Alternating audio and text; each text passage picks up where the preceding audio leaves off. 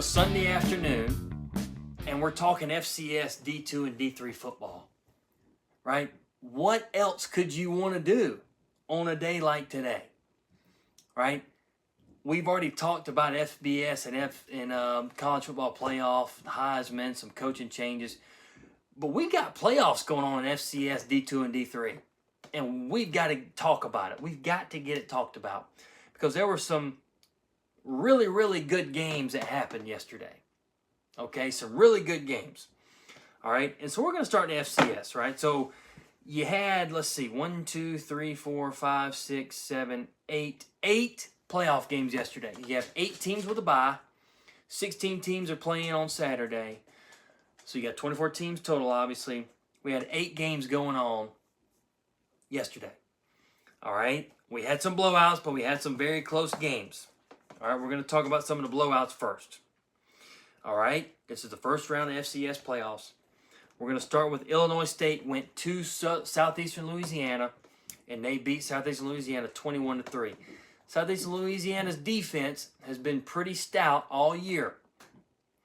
Their offense has shown they can't really score super well when they're playing a better opponent. And so that kind of showed. They lose 21-3. All right. They go into half at 7-3. So a defensive battle in the first half. And then Illinois State, who's from the Missouri Valley, scores a touchdown in each of the last 2 quarters. And Southeastern Louisiana cannot score. All right. They threw for 120 yards. Southeastern Louisiana did. And let's see. Hold on just a second here. Had 321 total yards. So they ran the ball pretty well, but they just couldn't get the ball in the end zone. Couldn't get the ball in the end zone. That ended up being what sent them packing. So their season's over. All right. And I actually, no, you know what? I picked Illinois State for that one. Sure did. But that's the Missouri Valley team. That's one of the at-large teams. They got 6 teams in the Missouri Valley. People say, well, come on, why are we letting all these Missouri Valley teams in? Well, it's because usually they're pretty dang good. And I'm one of those people who says that. I say, hey, do you need 6 teams from the one conference? Well, they're probably pretty dang good. They're pretty battle-tested coming out of the regular season. So I'll just say that. Now, let's move on to the next one. Let's go. South Dakota State hosted New Hampshire. And the final score was 41-3. New Hampshire was probably number 24 team out of the or one of those 24-23 out of the 24 teams. And South Dakota State just dominated them. I mean, we know South Dakota State. It was a blizzard, right? It was snowing the whole game up there in South Dakota, which makes it even cooler, I guess. All right. Well, South Dakota State's quarterback Chase Mason was back and he played.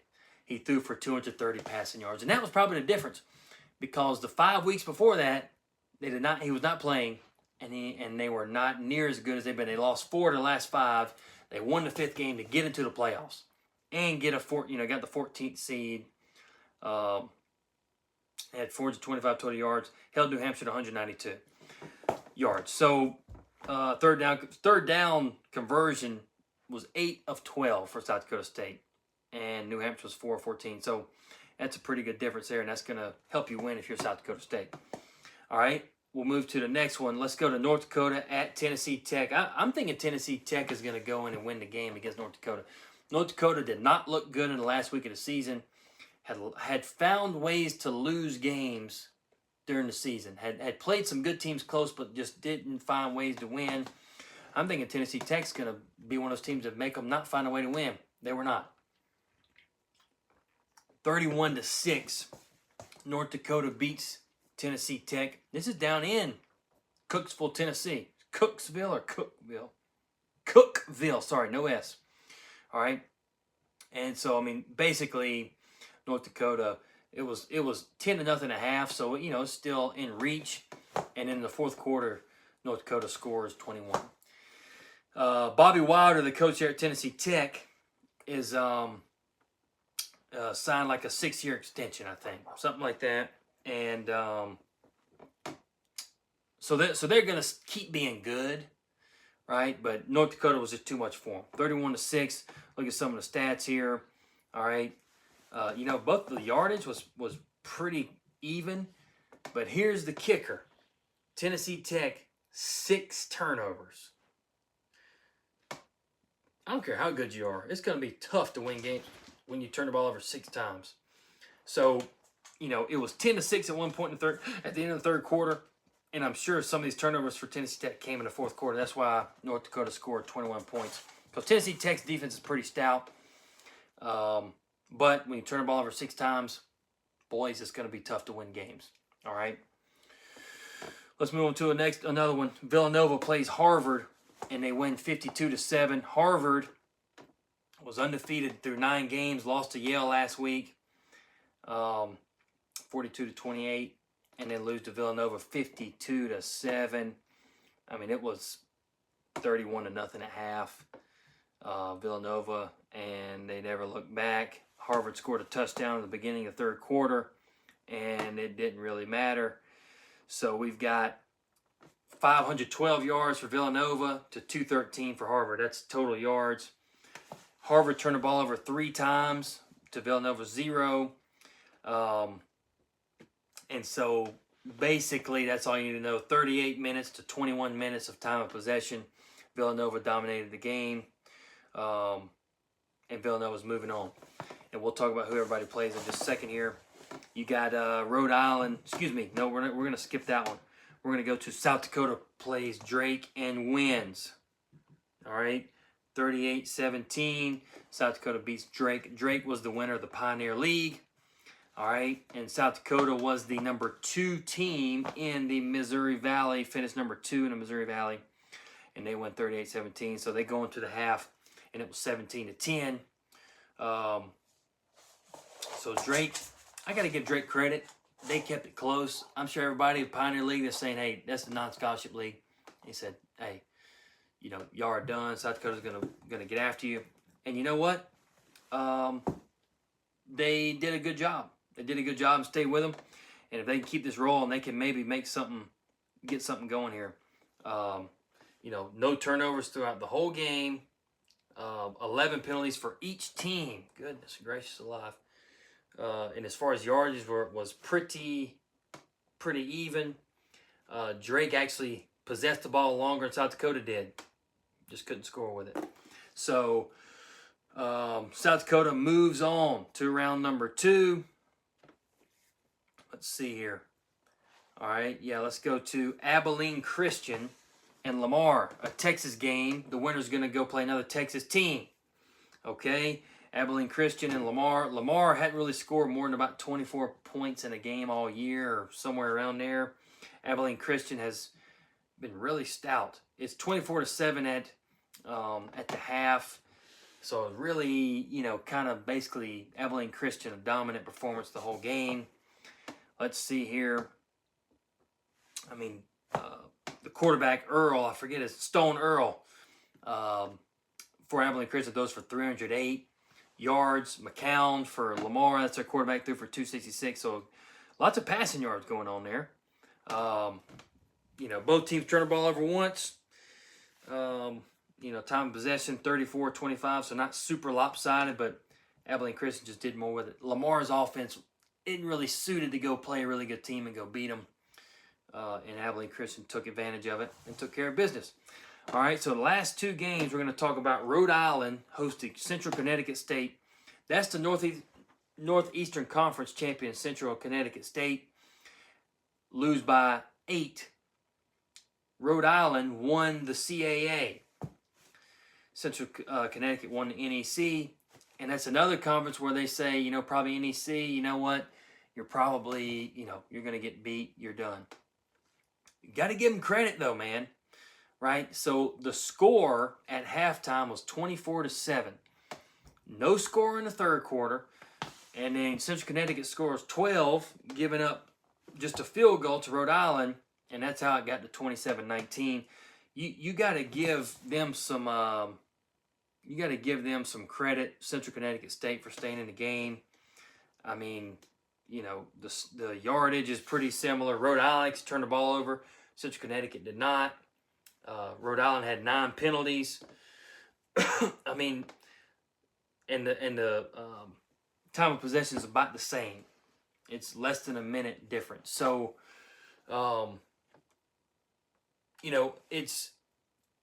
it probably says more to Rhode Island for having all those mistakes and doing all those things that kept them in the game, but still winning the game.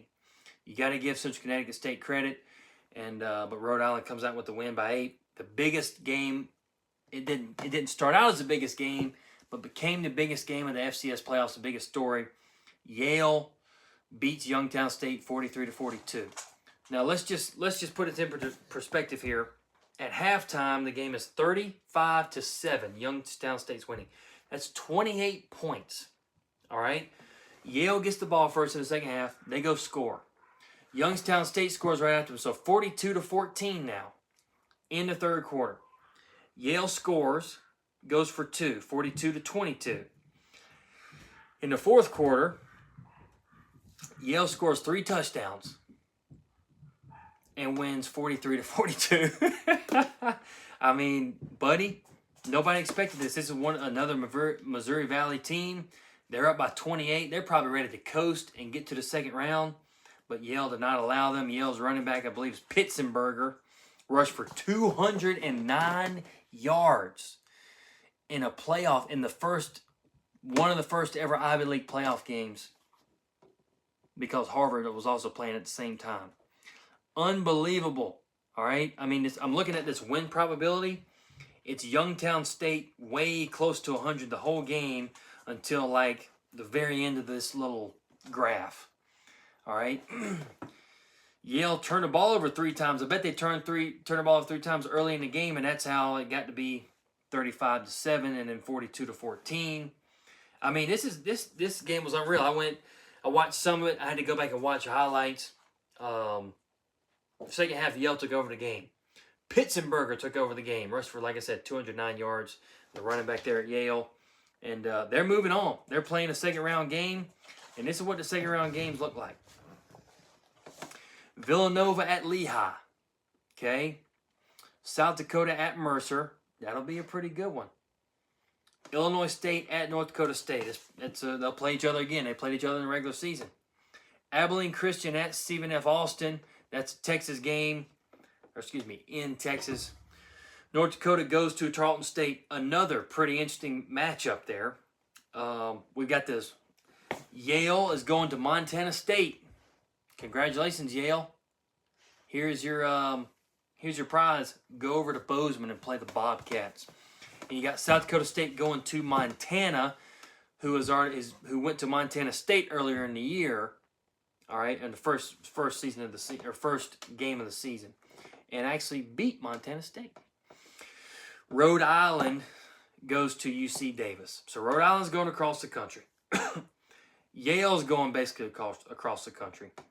North Dakota's going from top to bottom.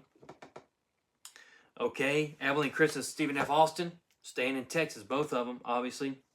South Dakota's going cross country. Villanova Lehigh is a pretty close game as well. Now, you've also got the SWAC championship going on Saturday. That will be Prairie View at Jackson State. This is to get into the Celebration Bowl, which is, I think, mid-December. So that's what we got to look forward to. We'll talk about that in the preview later in the week, in the episode later in the week. Now, we need to go to talk about Little Division 2, Little Division 3, because also some great stuff going on there. All right. I'm just going to go through some of the games here. Kutztown beats Assumption 56-19. Kutztown's one of the number 1 seeds. Ferris State beats Ashland 56-24. Ferris State's won the Natty several years now, or at least multiple. Albany State, another 1 seed, beats Benedict 14-12. Okay, Harding over in Arkansas beats Pittsburgh State 37-21. Pittsburgh State is the Gorillas. I love that mascot. Also, you've got Frostburg beats California University in Pennsylvania 23-21. A good close game. Minnesota State beats University of Indianapolis 35-27. A close one. UT Permian Basin goes to overtime with Western Colorado and wins 21-15. They're in the Lone Star Conference. UT Permian Basin is. Cole Watson and the freaking Wolves of Newberry go down to Pensacola and beat West Florida 24-17 to get into the third round of the playoffs, which I believe is the quarterfinals. 1, 2, 3, 4, 5, 6. Yep, the quarterfinals. All right, huge for Newberry and the freaking and Coach Cole Watson. So here are the games we have coming up here.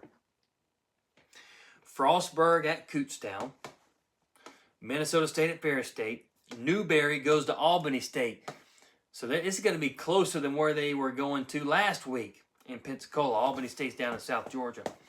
All right, and you've also got UT Permian Basin going to Harding. So that's a pretty reasonable game too. Texas and Arkansas is pretty close. All right. Listen, I've got my money on freaking Nicole Watsons and Newberry Wolves winning. We'll get to the previews later, but I'm freaking pumped for that dude and that crew, man. That's awesome. Okay, that's really awesome. Now let's hit a little D3. D3, you had the top seeds with the bye. They played their first game, so the second round of the playoffs. John Carroll beats Randolph-Macon 35-6. Wisconsin Lacrosse beats Hope College 9-7. 9-7. That's an old school, man. Eastern College beats, looks like, Franklin Marshall 28-14. Salisbury beats Endicott 35-28. Salisbury is that would be in Maryland. Salisbury. Mount Union dominates Muhlenberg 49-7. Susquehanna beats Christopher Newport 42-28. Johns Hopkins plays Springfield 134-14. Trinity in Texas, that's an SAA school with Barry, beats Mary Hardin Simmons, a big time team here in Texas, 34-24, big time for Trinity.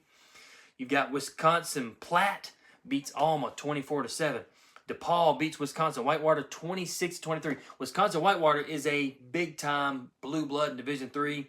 They've been knocked out of the playoffs. Monmouth College in Illinois loses to St. John's in Minnesota 49-15. Okay. Wheaton beats Wartburg 28-24. Hanover loses to North Central, who's a dominant force in Division III, 38-6. Bethel, Minnesota beats Coe College 51-26. Wisconsin River Falls beats Chapman 58-7. Now, the Berry College Vikings beat LaGrange at home 18-14. Coach Konchesky and the boys are moving on to round 3. And here are the matchups you have to look forward to. John Carroll at Mount Union. That's a freaking heck of a matchup in Division III. Salisbury and Johns Hopkins. That's Division III. It's going to be at Johns Hopkins. Eastern College goes to Susquehanna. Wheaton goes to DePaul. St. John's, Minnesota goes to Wisconsin River Falls. Wisconsin Lacrosse goes to North Central. Wisconsin Platte. Look at all these Wisconsin schools. They got a freaking heck of a freaking conference. Wisconsin Platte goes to Bethel, Minnesota. And then you've got the Berry freaking Vikings. Berry College Vikings going to Trinity College, Texas for a rematch in the playoffs. I believe the game during the season was in Rome, Georgia. Now they're going over to Texas to play Trinity. Barry's got to get this one done, baby. We'll talk about it later in the week. But, man, that's exciting. This is big-time stuff, man. So here's what we got. Now, split this one away from the FBS. I wanted to give the FCS D2 and D3 its own little deal, right? Its own time because I freaking love it, okay? We got big games in FCS coming up, big games in D2 coming up, big games in D3 coming up. And I'm fired up. So what we'll do is this. This is going to be its own separate episode, obviously. We're going to also break down some of these playoff games for those FCS D2, D3 games, as well as we do with the conference championship games. It's only 9 of those, and you got the playoff games, so it's going to really make it about the same as normal episode. So I'm fired up about it, man. I'm pumped. I'm ready to freaking rock and roll. I know you see I've got the old button-up shirt on. Listen, had church this morning. Got another little thing coming up here in just a few minutes. Boys, we're getting it done no matter what. We're getting it done no matter what. Listen, we'll keep following some of this coaching stuff. Lane Kiffin, that's the big one, right? I've actually got the little video on my iPad going right now. I'm not listening to it, but it's them, Marty Smith talking to Lane Kiffin about his decision he made to go to LSU. Lane Kiffin wanted to stay at Ole Miss. Keith Carter said, no, you're not. Go. So Pete Golding becomes a head coach. It'll be interesting to see what happens with Ole Miss and all that, but we'll get into that on the other episode. And also FCS, some big matchups coming up. D2 got some big matchups coming up. D3 got some big matchups coming up. Listen, stay tuned for all of it. If you want to be a college football guy or gal, you got to know it all, baby. Know all levels. And that's what I'm trying to help you do. So listen, thank you for listening to this episode as well. I'm about to drop 3 episodes at one time. Freaking, I love college football. I hope you do too. Here's how it's going to go. Get these done. We got the normal episode in the middle of the week. Hopefully both the Macs will be able to jump on. They got too much going on. They're not locked in like me. And that's just okay.